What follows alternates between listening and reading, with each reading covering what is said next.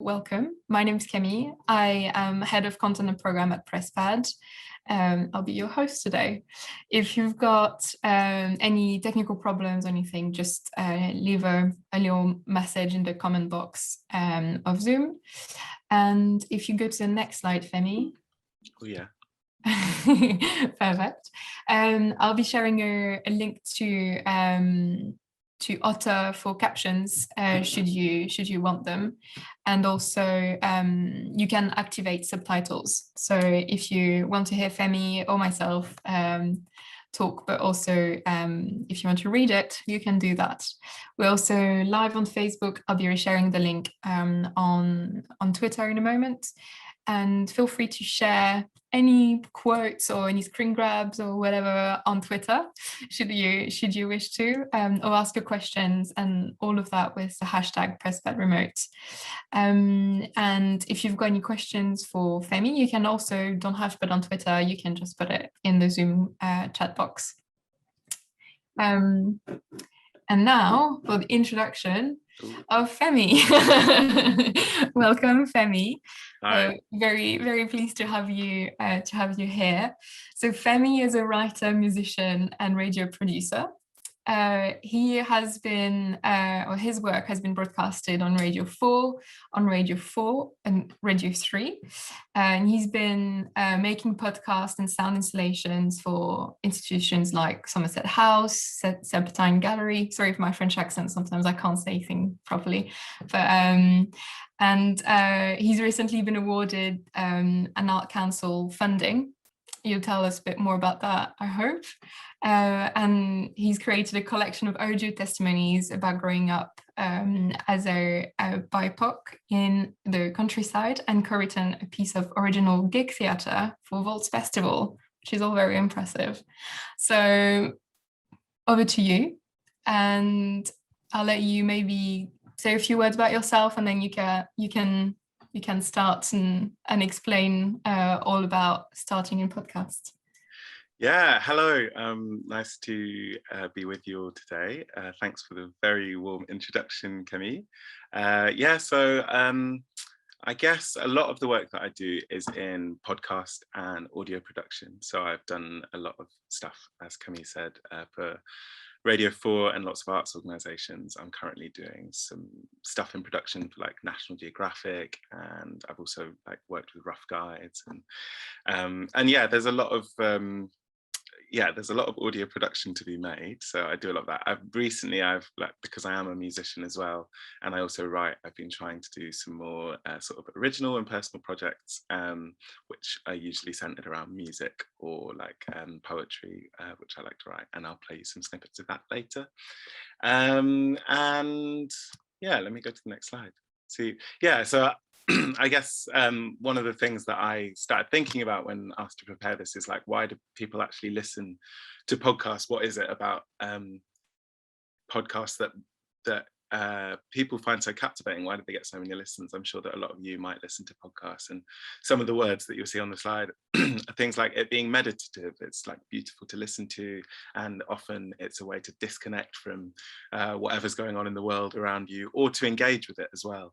And it's educational. You can learn new things. One of the areas I'm interested in is sound design and how we make something that sounds really rich and sonically rich whilst also weaving together voices. We also come to it for conversations. Like, there are many types of podcasts. Some people listen to documentaries, like stuff that you'll have on Radio 4, whilst other people prefer something a bit more informal, where people are sat around a table, and always these are based around conversations that people are having. And so a lot of the work that I do doesn't generally feature my voice. I've started doing more of that recently, but usually I'll just be interviewing a wide range of people and then cutting them and editing them together, basically to create usually documentary style things. I also think that podcasts are very inspiring, and we listen to them to reflect on our own lives and the society around us. I've also put company on here. Maybe I think this just comes out of a period of like, a lot of us have been isolated at home, and maybe a really good thing that podcasts have provided us with is, just voices to have on in the background. And radio does a similar thing. You put it on just to have voices around you in the kitchen or when you're doing stuff alone. And so it is a form of company for some people. I've also put provocation, and I think that, and also being exposed to new perspectives. And I think those are quite important. I think that podcasts and radio allow us to think about ideas that we wouldn't usually consider, and push us to reflect on the way we see things and how other people might see things. So I think it's really important using podcasts and radio and speech radio as a way of like opening our eyes to new perspectives. And as a final point, it's fun not only to listen to, but also to make. It can also be a little bit stressful, but as any good thing that we love doing is. So yeah, those are a few reasons, and I'm sure you all have your reasons. I don't know if we have like a chat feature on here, but you're all welcome to post questions as we go, or things that you think, and I will do my best to respond to them. Maybe if Camille can just shout out. Yeah, there is a chat feature. You just need to put on there, and it'll just appear either to everyone or just to you. So, or just to me. Okay, lovely. Well, yes. So please feel free to chime in whenever you want, because I can't see your lovely faces. So next slide. Oh, how to make a podcast. What are the key steps? I was imagining that you'd all just sort of be here in the room so that I'd ask you to guess what they are, but I guess I'll just tell you. So I think that the very first stage of having a podcast is an original idea. They all came up at once. But yeah, having an original idea or something that you want to explore yourself, or that is a burning issue maybe in the community that you're based. And you can make a podcast about anything, you know, or radio about anything. And I'd say that podcasts are much more accessible because literally anyone can make them. All you need is a few things. And I will talk you through those later. But yes, so starting with an original idea. And then once you have that idea, researching it. So making that idea as strong as it possibly can be. And for me, I think research really involves, you know, we have the internet at our disposal. So like looking at news stories, or finding like academic journals, for example, or like watching documentaries or listening to other podcasts. There's so many ways that you can get your research. And then I think the next step, which is very important, is planning. So how is the series or the podcast going to be heard? And what are the different stages to it? How do we make it as strong as we possibly can from the very first steps? And I'm very used now to working towards deadlines. So that planning stage for me is very important in managing my time and making sure that I'm not overworked, but also that the podcast is as good as it can be. And then I've put technology and recording as the next step. So once you've done your planning and you've contacted your guests, so yeah, maybe there should be a little insert there, just contacting your guests, and like that's part of the planning stage, is like getting interviews booked and confirmed. Once you've got all of that booked and confirmed, you'll be recording. And so then you just need to make sure that you have the correct technology for that. And I'm going to talk a bit about budget podcast recording a bit later, and how we can just use things like our phones. So we record it, and then editing, we edit it, and then we put sound design on it, and that's making it sound sonically rich and telling the story that we want it to tell, whilst keeping people engaged. Because unlike with film or visual media, we don't have the visual aspect for people to rely on. So I think the sound design is an incredibly crucial step, and one that I'm very passionate about. And then we're ready to release our podcast. We have this great podcast, and we put it out. And there's a bunch of platforms that you can put stuff out on. Usually I use Acast, which means that you can upload it to Spotify, Apple Podcasts, basically all the places that people get their podcasts. And the final step that everyone always forgets about, and which personally I'm not great at, is promotion and marketing. So that's just making sure that as many people as possible listen to your podcast, and we'll talk a bit about how you can do that. Please do stop me if you have any questions. Otherwise, oh, are there any questions? No. Otherwise, I'll just keep going. So, skills you need to get into podcasting. So I think really for me, the most important one that I've found, and that I've got much better at since working in this industry, is communication. And that can be as simple as, you know, just like writing an email to the people you're producing the podcast for, or the people you're interviewing. But also, it's often, if you're interviewing people, you have to be flexible, but also have planned the questions you're going to ask, but be ready to respond in the moment to the way that the conversation's going. So I think podcasting is a really good way to improve your communication. And yeah, so communication is a very key skill. Another one is research, as I was saying. So just making sure that you, like, I like to keep notes of things, and not only of like ideas that I have, but also have a little notebook for when I'm researching a topic, so that everything for that podcast or that project goes into this notebook, so that I know if I'm feeling a bit uninspired about the direction of it, I can always go back to it and, you know, flick through some pages, and I'll just like be like, oh, I forgot about this strange article about whales in the North Sea from 3 months ago. Wow, this is an amazing story. That's a terrible example, but yes, just having dedicated time as well for your research.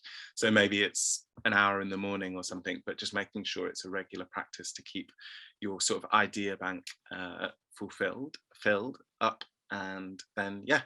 And another skill is planning, and that's something that I struggled with at the start. I'm always very keen to just get straight into a project, and I forget about the planning side of things. So I really think with any new project, and I think this goes for a range of industries and different jobs, is that you just have to really, before you start anything, just sit down, breathe, maybe take a pencil and paper, or like notes on your computer, and just make a series of bullet points, just like, what am I going to do with as I approach this project? What do I need? Who do I need to talk to?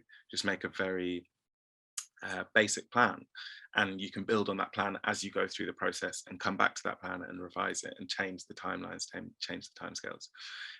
But yeah, I think planning is a very important part of it. And then technological skills. So I've learned a lot in terms of technology whilst on the job.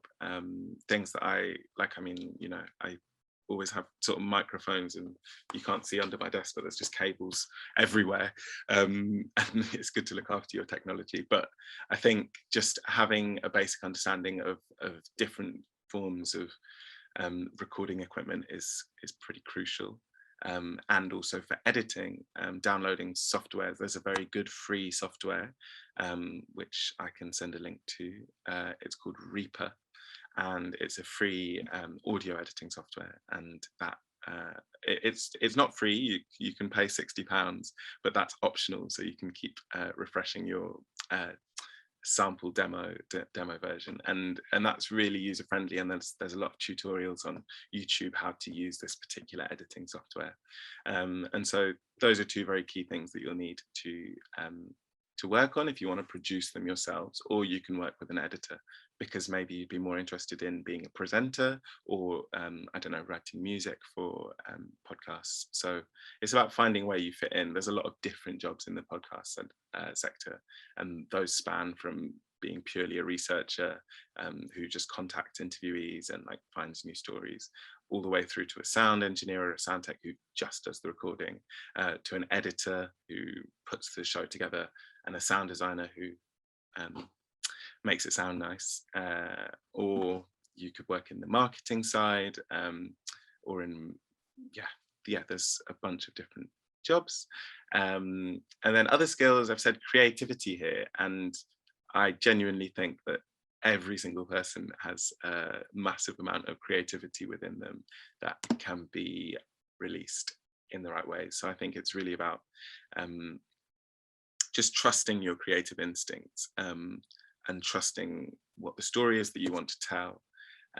And as I said before, keeping a sort of regular notebook of your ideas will really help you to have a bit more faith in your sort of creative visions and endeavors.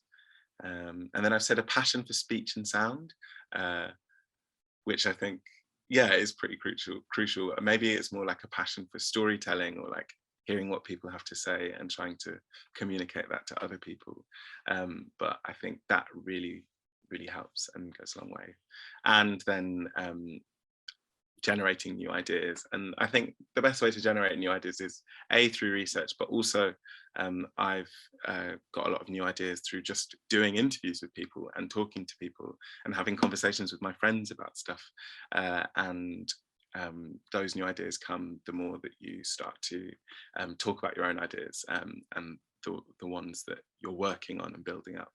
And I just don't think there are really any bad ideas. There's just ideas that are a little less well formed or less well structured. It's very easy to watch a perfectly made documentary or listen to a perfectly made podcast and think, how the hell am I meant to do that? This is amazing, they've thought of everything.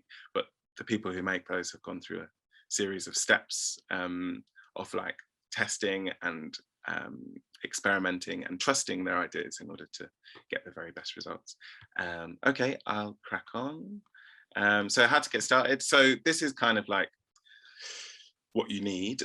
So I'd say definitely using voice notes on your phone is a great way to start. It might not sound as polished, but I think if you want to just experiment and try out new ideas, then you can use voice memos on your phone and then upload those to your computer and start editing and just see what sort of stories you can tell. You can even go out and interview your mum or your grandma or whatever. I've definitely interviewed most members in my family now for various projects, and they're all sick of it. They all go, is this going live, or are you so yeah, so I think just talking to different people and like practicing your interview skills through a phone is a really great way to get started.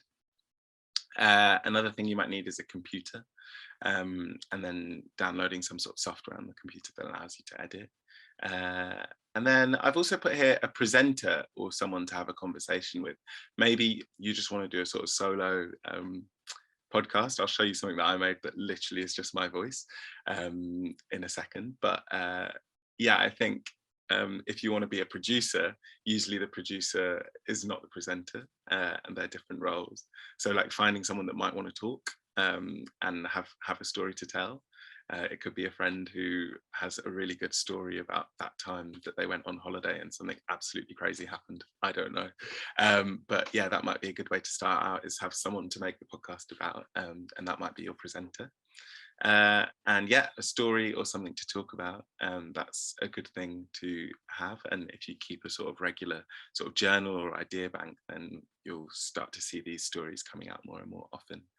And then a platform or a following. I mean, I don't have that much of a following, but you know, I post out stuff fairly regularly, and my friends usually like them, and every now and again I get a new follower and I'm like, oh, great, it's growing, you know. So I think it really works to promote your own work and have a bit of faith in it, like even if you don't think it's the best thing ever. And often I think, you know, I finish a project and I'm like, oh, I don't want to listen to this anymore, and why should anyone else?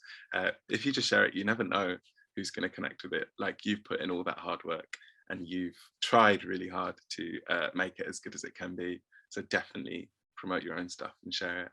And yeah, and how to get started, I think just start ringing people or emailing people, and having these conversations. Like, a lot of the ways that I start my research for a podcast is I'll just call up a few different people who are like, I'll email them first and see if I can get a short phone call, and then talk to them and do a sort of 15-minute pre-interview where we're not recording.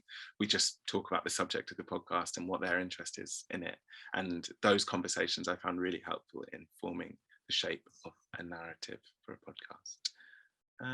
Next slide. Oh, okay, so that's so I thought that I would actually now show you some things.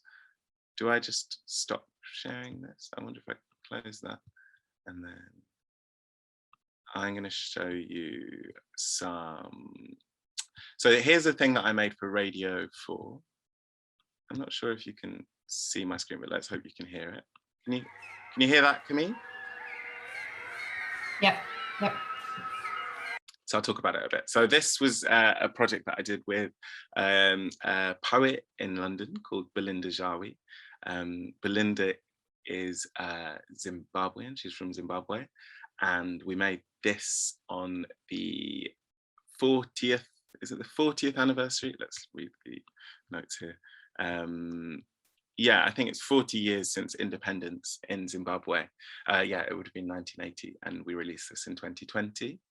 And Belinda wrote a poem, basically, but then also sort of told her own life story, but through a selection of songs from her life, which were dedicated to her country of birth. So here's a bit of Belinda.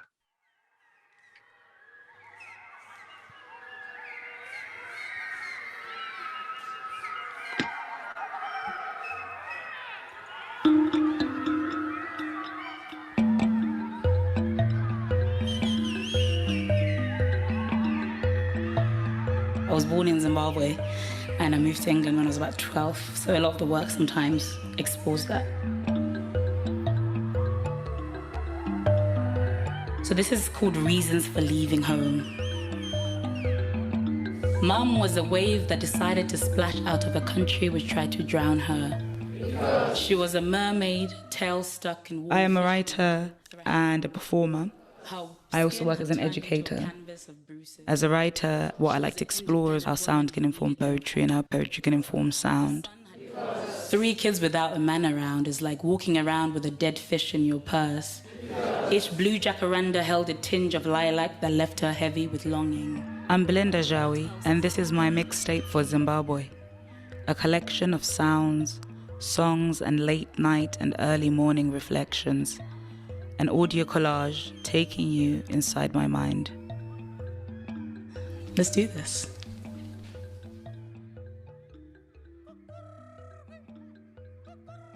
So we're approaching Independence Day in April. On the 18th of April, Zimbabwe will be celebrating 40 years of independence from Rhodesian rule. I urge you, whether you are black or white, to join me in a new pledge to forget our grim past, forgive others and forget, join hands in a new amity, and together as Zimbabweans, trample upon racialism. Our parents' generation, or those born in Rhodesia, they were born in their land of their forefathers, but there was no freedom. They didn't see a future that was brighter than what was being presented to them. That we be united in it. Those who own the land will not let go easy. How do you all feel about President Mugabe? Do you still like him or do you not like him? We don't even like Mugabe. Since long, we did not like him, but we were afraid. Because if you were heard saying something negative about him, you'd be butchered. Game over, Mugabe! Different groups of people living within this one place, calling themselves mostly Shona, calling themselves Zimbabwean. You know, as we approach these 40 years since resisting colonial rule.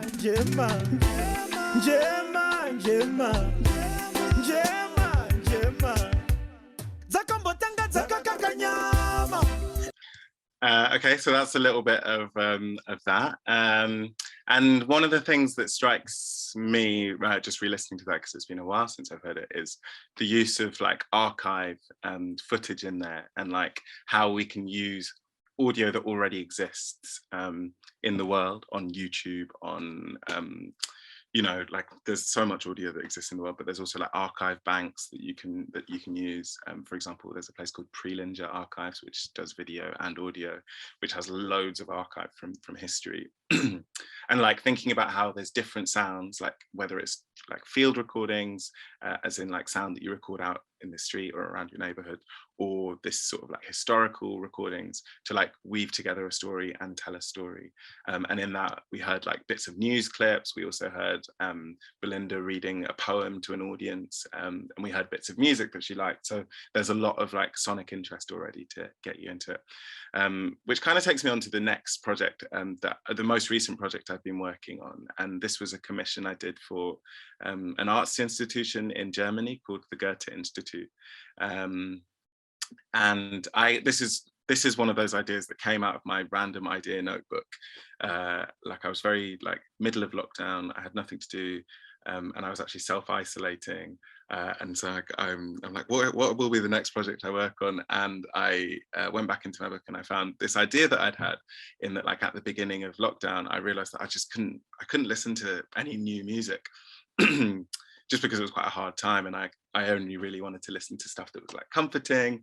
And so someone I kept coming back to was like Nina Simone, who I absolutely love. And this was sort of at the height of like the sort of July, the Black Lives Matter demonstrations in London. And so I had this sort of idea that I'd have like a conversation, and also, so as well as music, I was also reading James Baldwin at the time. So I decided that I'd make this piece that was kind of a conversation between myself and, I don't know if you know them, but Nina Simone and James Baldwin, using only archive footage from them, and then my voice talking back to them. So I'll just play a little bit of that. Oh, gosh. Go to goethe.de/Kultursymposium. Okay, this is just, okay. I think it starts about now, maybe.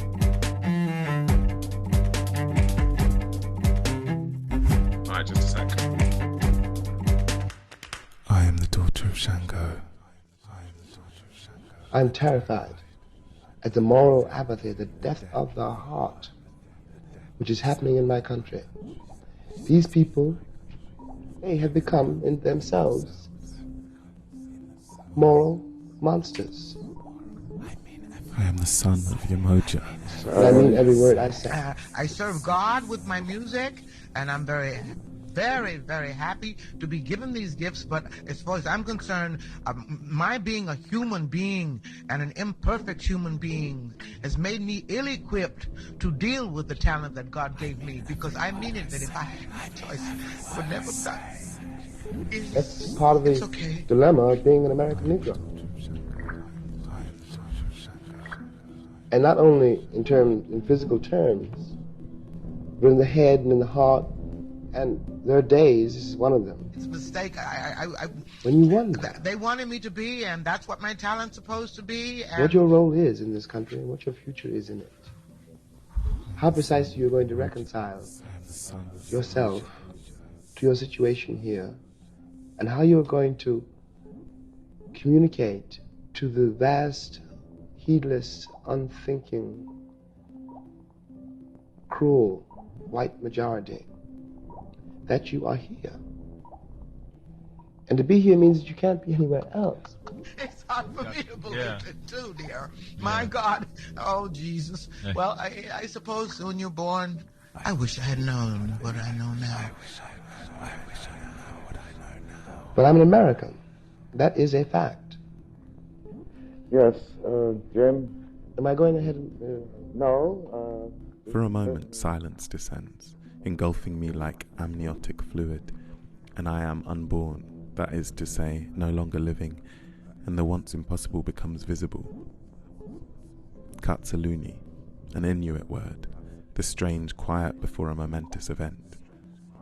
In an unlit dwelling in silence, minds connect in collective dreaming until ritual songs pour forth to honor the nomadic and ancient spirits of the deep sea. So that's a little bit of that, and like throughout it, Nina Simone and James Baldwin's voices keep coming back as these sort of guiding figures or like ethereal lights in this sort of conundrum I'm having. Camille, how am I doing for time? You're doing good. We can do, I don't know, another 5-10 minutes before we do questions, if you like. Yeah, maybe I'll just show one more thing. So as you said before, I got some Arts Council funding, and this was like last year.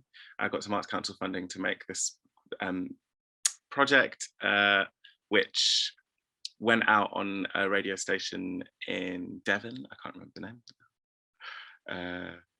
I got Sound Art Radio in Devon, and I think that sort of idea was like something that I'd been thinking about for a while. And as I said, I'm a musician, and I'd started writing a while back this sort of idea about a imagined love story between the computer assistants, the smart assistants, Alexa and OK Google. And so it's set in this time after humans have become extinct, and it's kind of a conversation between them. And it was just a bit of an opportunity for me to play around with different voices. And then whilst I was making it, I realized it would be quite fun to sort of like interweave it with like imagined like interviews, that they kind of have this, the only way that they can find to communicate with each other is all of the sort of recorded voices that they have in their systems of human voice, of like humans, which are now kind of like this archaeological artifact that doesn't exist anymore. And so basically they're trapped in this big data desert called the Cloud Kingdom, which the humans built before they were extinct. And it's them having a conversation. So I'll just play a bit of this.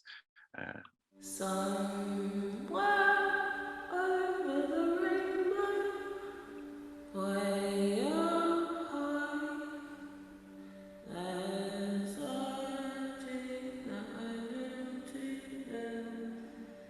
But as these memories faded away, she would remember where she was, and a feeling of hopelessness would settle in. Was there any way she might find her way back to her own world? But even then, in this new reality, would her world still be the same? Would the city she called home still exist?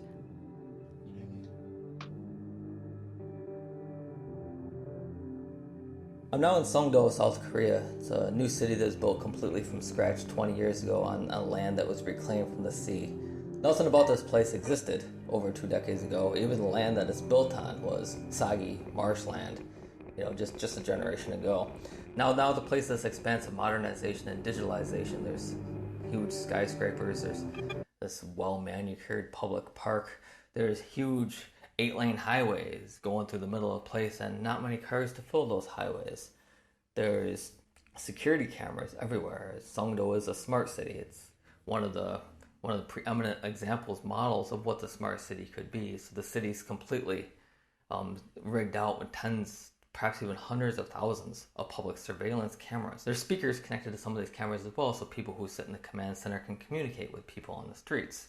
So if a man litters, they could hear a voice that says, "Hey, pick up that piece of garbage that you just dropped." Or if a kid gets lost, someone sitting in the command center can say, "Hey, don't worry, your mom will be here soon. I can see her on this camera over here." So it's an example of completely controlled, completely regulated, completely watched existence that's being tested out right now that could become ubiquitous all over the world as more and more countries and more cities opt for the security of complete governmental control rather than individual liberties and privacy of not having this very real big brother watching over you.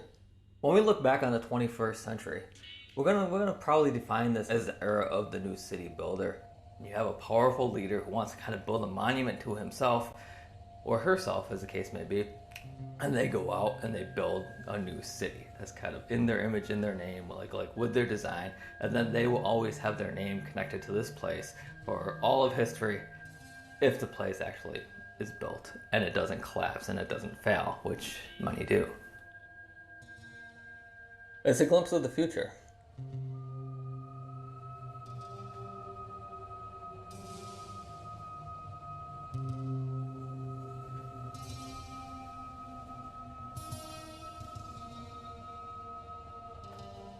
The girl thought of the pebble, and if it... I'll stop that there. Yeah, so that's basically one of the voices that that Alexa and OK Google are summoning, and it's this man talking about these smart cities, which are kind of, as he said, like regulated completely through technology, which I thought was an interesting idea. Yeah, I think, I don't know if anyone has any questions or...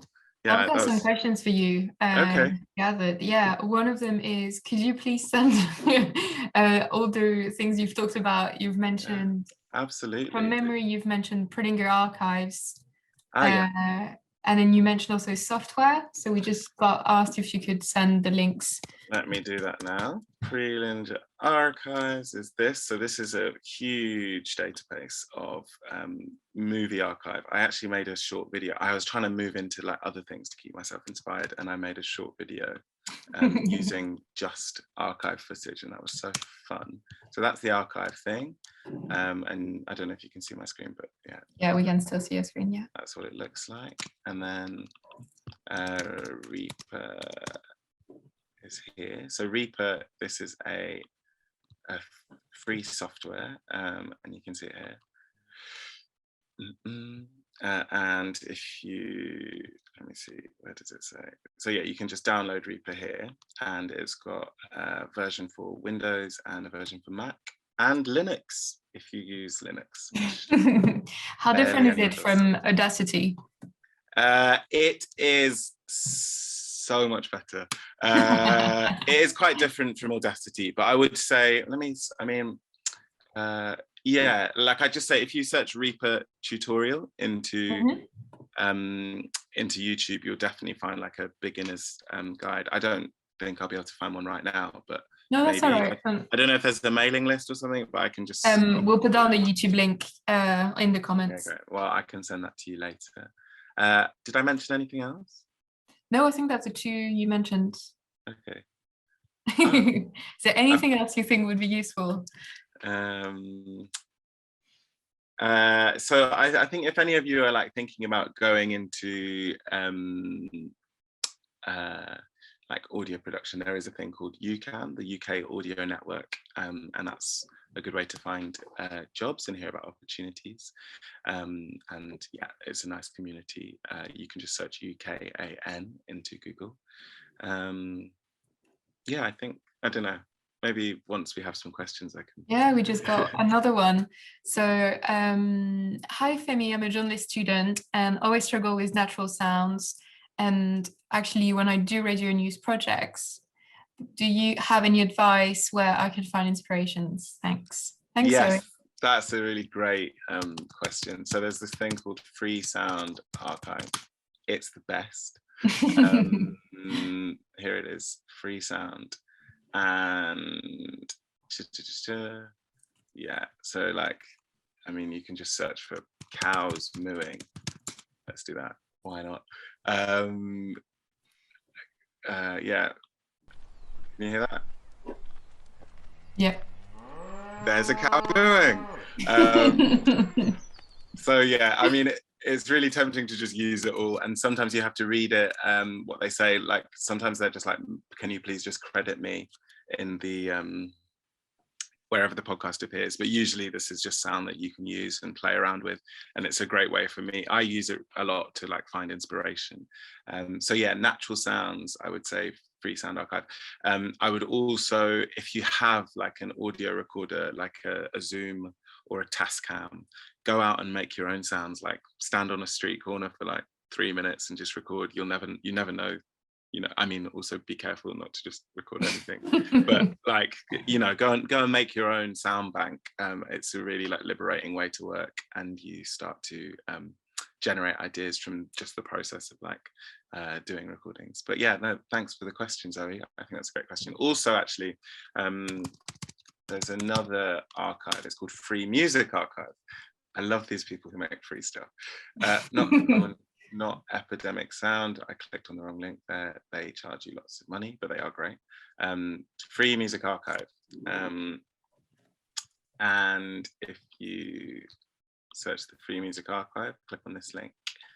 And then you can sort of go like, they've got all of these genres here, like electronic, experimental, soul, R&B, blah, blah, blah, blah, blah.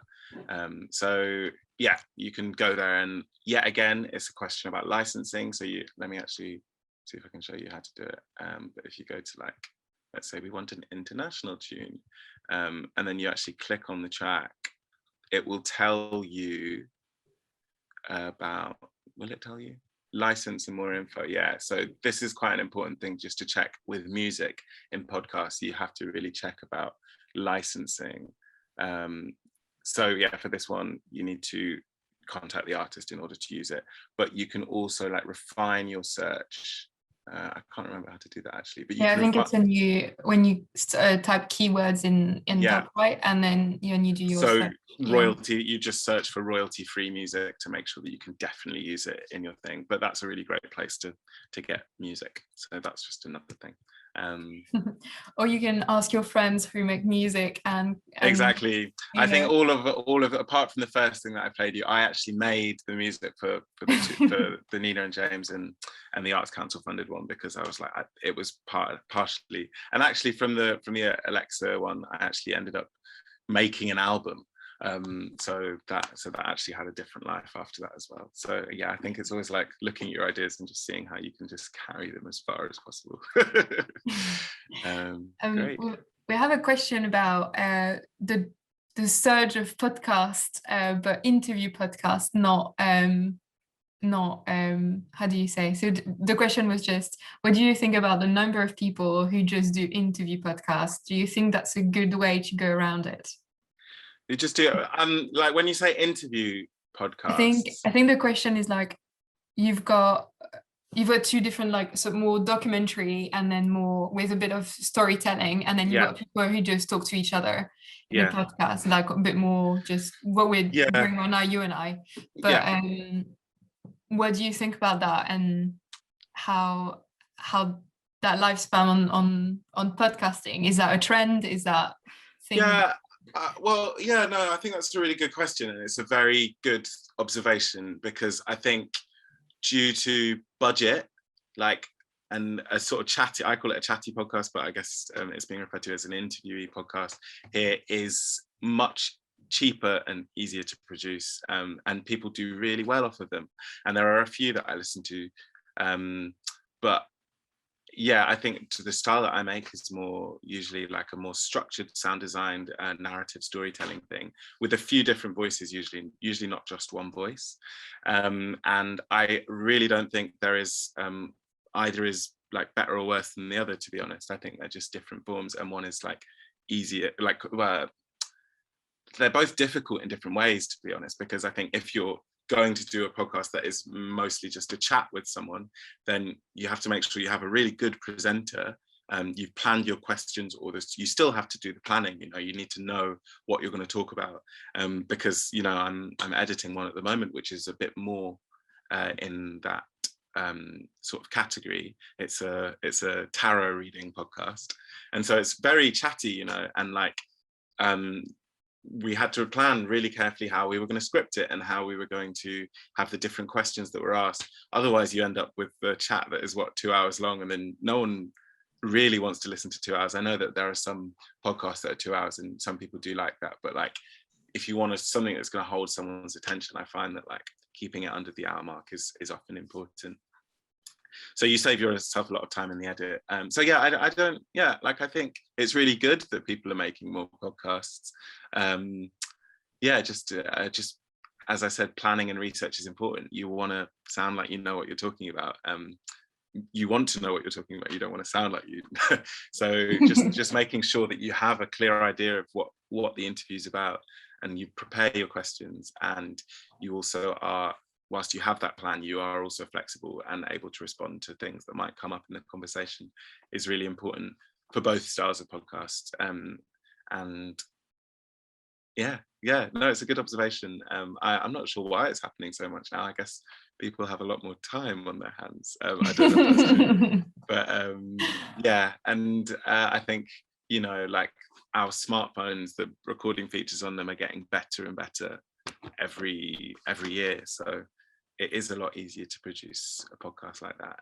And you can do it in Reaper or Audacity, because these softwares are free and cheap to buy.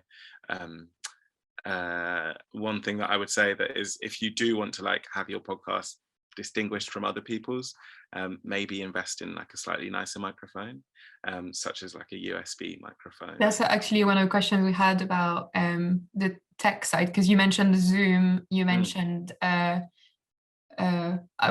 for instance, heard a lot about the Yeti, good and bad. I heard a lot about the Zoom. There's Z5 or something that, there's quite a lot of different names that just pop up, and you never know what to go for. So what would you say is like for what, because it's for different types of use, I guess. So it would be good one for one thing and then not very good for another setup. So what would be your take on it? I like my Zoom has served me well. since I've had it. It's I call it the Yeti because of the little hat you add on top. Yeah, exactly. Another Yeti. So yeah, it's Sorry. good. It's really good. And a Tascam does a similar thing. A Zoom H6 or even a Zoom H4n is what a lot of people have. They have two inputs for different microphones. So you can plug reporter microphones. Do I have a reporter microphone? Let me see if I've got a microphone to show you. So this is a reporter microphone here. This is quite nice. It's got a little wind cover, and you can. This is a Rhodes, and that's really nice because it makes the voice sound a bit like it's in a studio, but you can do it kind of wherever. And then you just need some XLR cables, which are these ones. Yeah. And then those plug straight into the Zoom, and you can like set up a studio wherever you go. So I use a Zoom H6. Other people use a Tascam, for example. I'm sure there are a whole bunch of them. I kind of stopped looking once I got mine. But the other good thing about the Zoom, as you said, is it's got the Yeti insert on top, so you can record in stereo. And like Zoe was asking, like that's great for recording ambient sounds. Just make sure if you're outside you've got a wind cover, like you know, the fluffy thing, and then that, you know, it does a lot. It's multi-purpose and multifunctional. Yeah, just always make sure you've got a few batteries on you. It's not great for the environment, and I feel really bad, but rechargeable batteries are great, so everyone gets some rechargeable batteries. I completely agree.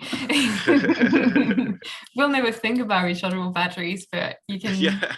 It's just so handy. It's a lot easier as well to find if you're out of battery. It's a lot easier to find or to recharge, to not have to buy one. So it's also cheaper. Yeah, in the long it's run. so much cheaper.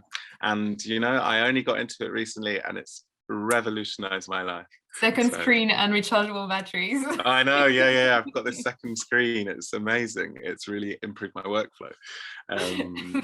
Yes. I completely agree.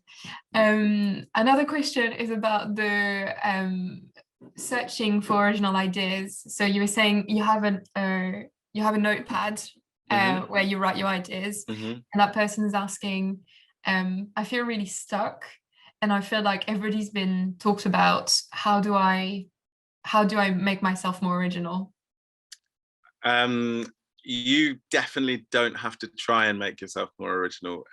Your upbringing, your context, where you're from, will set you completely apart from everyone else. And I think really the best stories come from people who have a quite personal connection to the story that they're telling. So I think looking back at your own life and like who you are and like where your views need to be challenged or changed, so like the things that you struggle with in terms of like coming up with ideas will provide that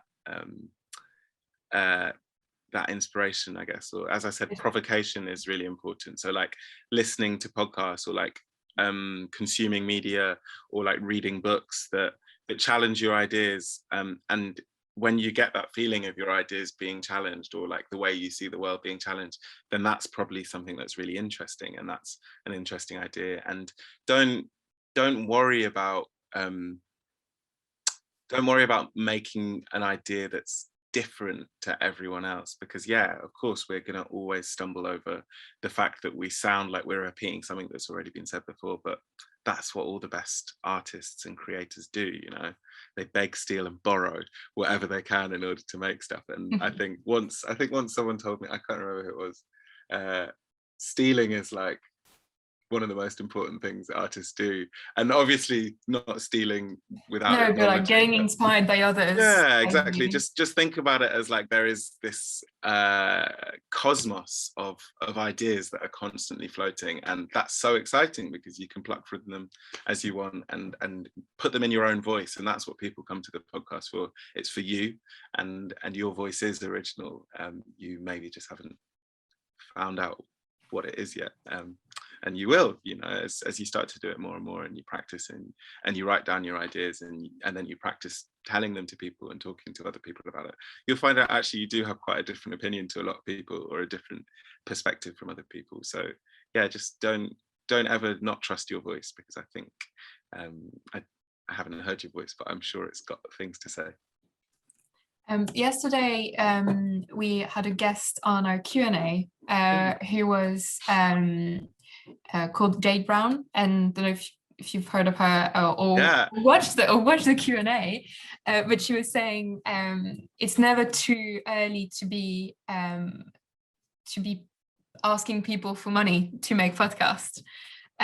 What do you think? Would you say the same thing? I think definitely make sure be very clear if someone's approaching you to make a podcast. Be very clear before you even have that conversation, like how much you want to be paid for a day.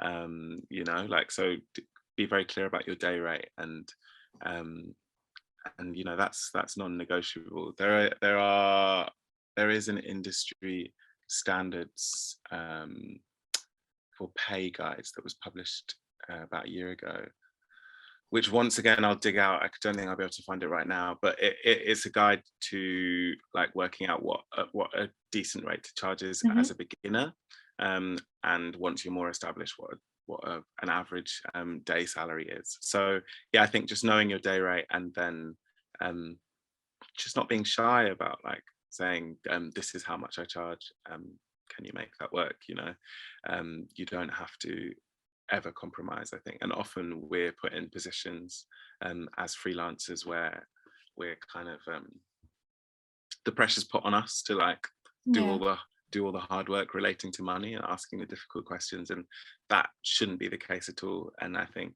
in order to navigate that world, you just have to be just completely normalize the fact that you're doing work and you should be paid for your time.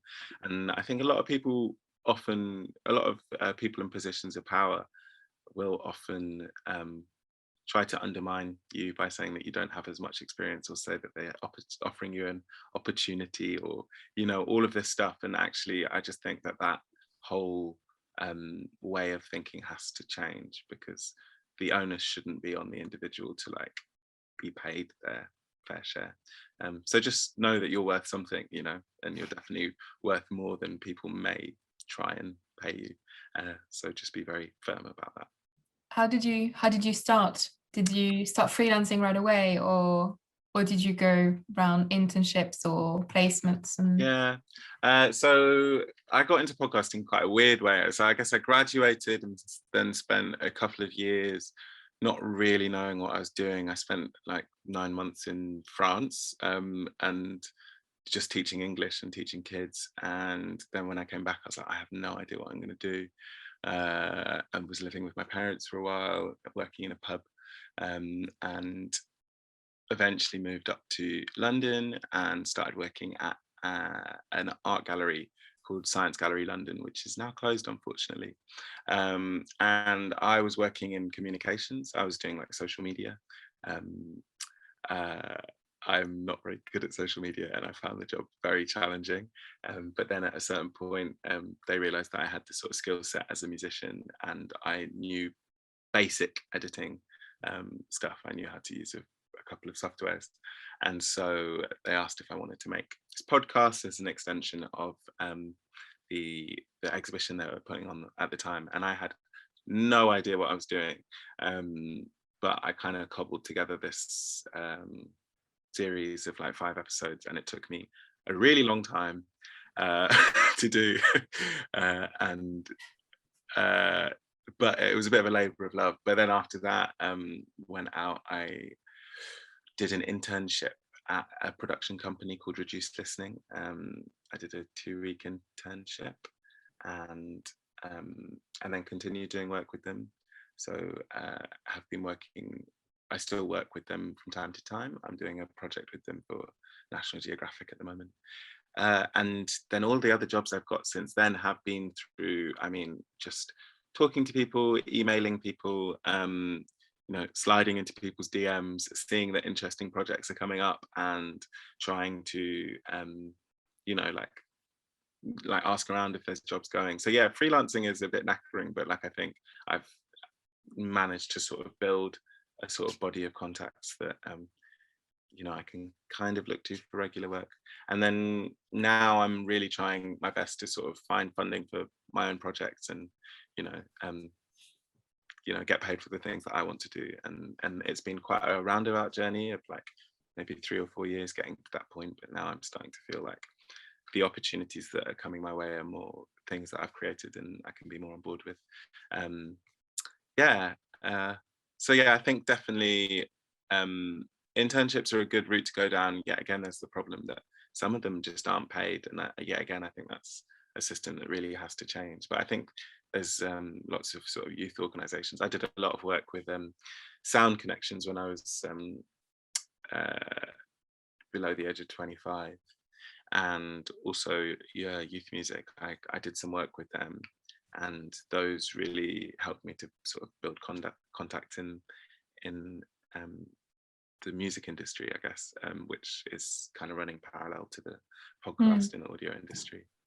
So yeah, I think looking for those sort of opportunities for under 25s or under 30s, you know, those are always really great for like developing your skills in a professional environment, but also creatively, and B, for just meeting new people and like starting conversations, because I don't know, being friendly to as many people as possible is really, you never know who your next job's going to come from. So just I mean, obviously don't be like a Machiavelli, don't be like plotting, but just trying to be approachable whilst knowing your worth and making sure you get paid is important.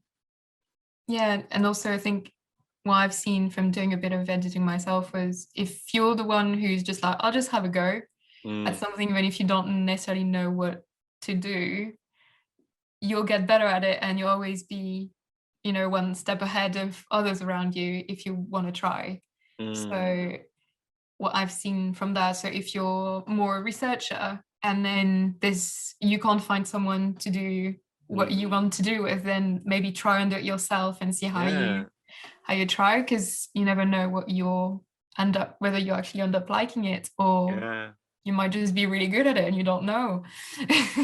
Yeah, definitely. Like as I was saying with this video thing, I was like, I had this idea for this short video that I wanted to make, and I was like, I can't actually pay anyone to do any video editing, and all my friends who do videos seem to be busy at the moment.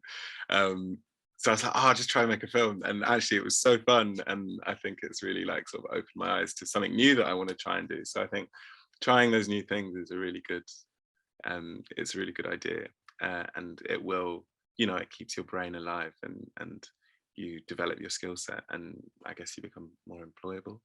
And the other thing I would add as well, obviously this often isn't paid, but just like if you have friends who are asking for a set of skills that you have, and they can't pay you, but you know, it's a fun opportunity. I think always I do try and help my friends on creative projects as much as possible, because usually they help me out. So yeah, I think there's a bit of a like obviously when there's people who are employing you and have money, they should definitely pay you, but like also developing your own network of like people who are trying to make it as a sort of collective is really important. So like skill sharing is a really good habit to get into, and it's a good way of making contacts and starting new collaborations. Perfect. Thanks so much, Femi. No problem. I can't see any other questions on here, and I can't see any other on social media. So I will say thank you for your time. Thank you so much. Thank you everyone who's attended, and future viewers on YouTube.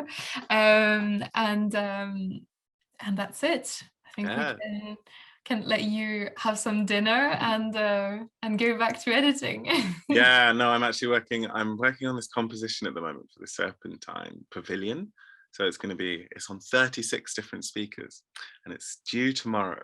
So I'm going to go back to frantically making this composition. But it was an absolute pleasure talking to you, Camille, and to everyone here. Yes, thank you, Zoe. Thank you, Lara. Thanks for joining. And I really hope that you can put some of this together to make your own podcast. And you all have original voices, so keep going. Thanks, Femi. Have a good evening. Bye-bye. Okay, bye.